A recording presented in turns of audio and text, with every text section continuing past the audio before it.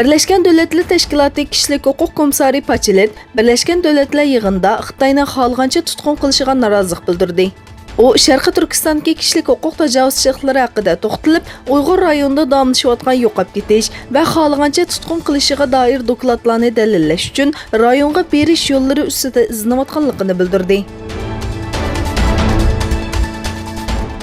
İyi Partiya Şişli Şöbe Reisi Ahmet Unal, partiyasının Uyghur Türklerining oqibatini tekshirish uchun Xitoy bilan aloqa qilishning bu haqda tashlangan muhim bir qadam ekanligini aytdi. Unal, Xitoyda irqiy qirg'inchilikqa uchrayotgan, dunyo bu zulmlarga sukut qilayotgan Uyg'ur Türkleri uchun bu muhim bir qadam dedi. U yana Tashqi ishlar ministrligining bu talabga qarshi harakatga o'tganligiga ishonaman dedi.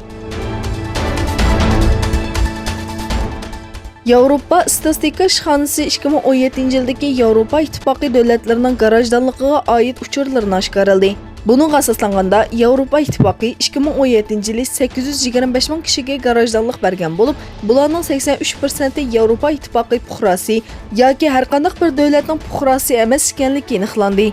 Yaşayotgan davlatlarda yuqori nisbatda vatandaşlık alganlar, Marokashliklar, Albaniyaliklar, Türkler, Romaniyaliklar, Pakistanliklar ve Polşalıklar bulup, bu kişiler vatandaşlık berilgen kişilerin 34%'ni egallagan. Xitoy harbiy sohada Amerikaga ko'z-ko'z qilishini davomlashtirmoqda. Beijing doiralari harbiy xomchotini yillik ishga ishlab chiqarish umumiy qiymatidan yuqori tutib, 7,5% oshirganligini e'lon qildi. Bundaq bo'lganda, Xitoy 2019 yili mudofaaga 177 milliard dollar ayirdi. Amerika Qo'shma Shtatlardan keyin mudofaaga eng ko'p xomchot ta'sis qilgan Xitoy cho'ng bir qadam otdi. Xitoyning yaqindan kuzatib kelayotgan mutaxassislarning bildirishicha, Xitoyning mudofaa chiqimi amaliyotda 177 milliard dollardan yuqori ekan.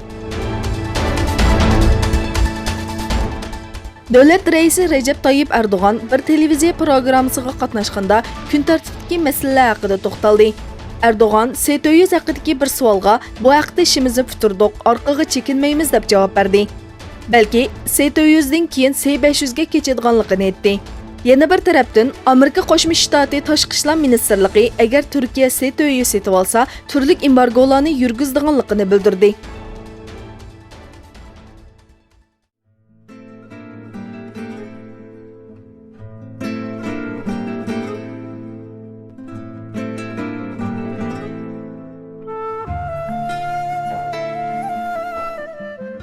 İlahi muhabbet qalblarimizni qaplagan, bir an bir asrga tang bo'lgan bu ulug' kechida duolarimizning ijobat bo'lishi umidi bilan muborak Rajab kechasini tabriklaymiz.